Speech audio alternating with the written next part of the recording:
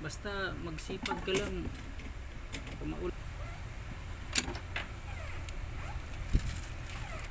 Lagyan mo ng glue. Pagbaguhan pa lang. So ganito ang technique. Yan. Mga kabisdak, meron naman po tayong bisita. Pangalan ba? Ray. Renel. Si paring Renel. Galing Montalban lang. Montalban lang. So ayan mga kabisdak, pumunta talaga si kabisdak Renel para makita niya kung paano daw mag-assemble kasi nahirapan siya sa pag-assemble mga kabisdak. So mayroon na siya nabiling machine, punt. So hindi pa niya kabisado ang pag-assemble. Tsaka pag-stamp. So ipapakita natin kay si Renel. Alright sir, panoorin mo lang to ha. Okay. Pagbaguhan pa lang, huwag mo isabay itong dalawa o tatlo sa Okay. cover. Isa lang muna ang lagyan mo ng glue. Pagbaguhan pa lang. So ganito ang technique. Yan. I-glue ko siya. Yan. So mag-glue na. Taob natin. Kanina kasi sinabay natin yung tatlong magka sabay na ginuglo. Tapos saka ko hagurin ngayon. Napaka-easy no? Wala kagad yung bubbles niya. Kuha agad. Di ba? Tapos saka mo i-glue itong dalawa. Glue natin yung dalawa.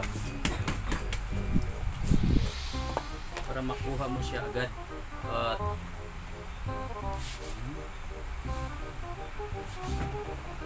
pag kami kasi, kaya sinasabay na namin kasi parang mabilis na kasi yung kamay namin. Pero pag baguhan pa lang, siyempre medyo mabigat pa yung kamay. Kaya mas maganda talaga yung tag-isang board lang muna yung lagyan mo ng glue. Tapos taob na agad. Yan po ang diskarte. So yan. Saka ko kagurin na yun. Yan. Nga, tanggal na agad yung bubbles niya. Flat na agad, sir. Kung sakaling mayroon siyang bubbles, itong suklay, yan mo siya. Yan, pwede ito pang hago din. Pag may bubbles. So, pag may bubbles na yung mahirap siya tanggalin, diinan mo siya ng suklay, ganyan. Para matanggal. So, yan. Okay na. Alright. Cut natin.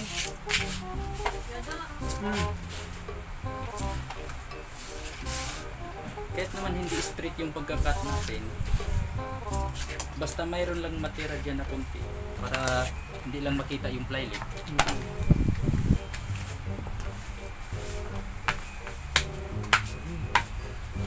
Napakadali lang sir pag ano. Napaka-smooth lang no ng supply. Samantala kami kagabi. Oh. Hirap na hirap ka. Hirap talaga. Ang bagal nga. Napaka-smooth lang ng brush saka supply. Ang daming kamay.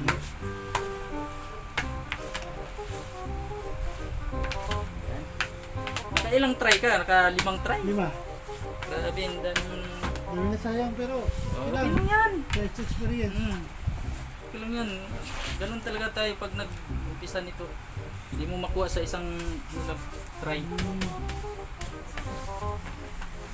Diyan mo dito, kailangan baga walang puti. Masagaling ka. Huwag eh. Magtira ka ng konti.